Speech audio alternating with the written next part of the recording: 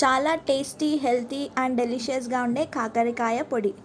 ముందుగా 1 tea spoon జీలకర్ర, 1 table spoon ధనియా, half cup నువ్వులు, half cup flax seeds, half cup పల్లీలు వేసుకోవాలి.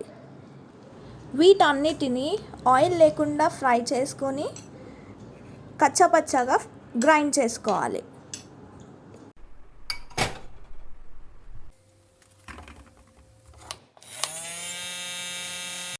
ఇప్పుడు ఈ పొడిలో హాఫ్ కప్ కారం పొడి,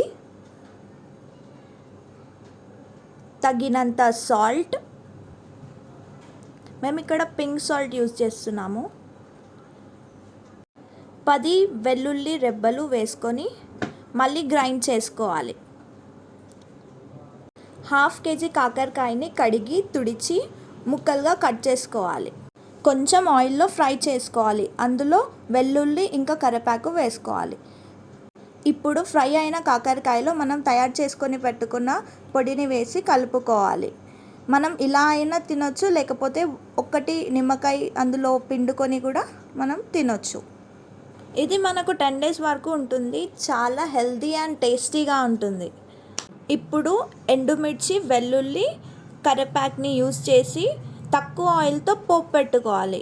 ఈ పోపుని మనం చేసుకున్న కాకరకాయ పొడిలో మిక్స్ చేసుకోవాలి. మీరు కూడా ట్రై చేయండి, చాలా బాగుంటుంది. పిల్లలకి కూడా చాలా నచ్చుతుంది. అంతే, మన కాకరకాయ పొడి రెడీ.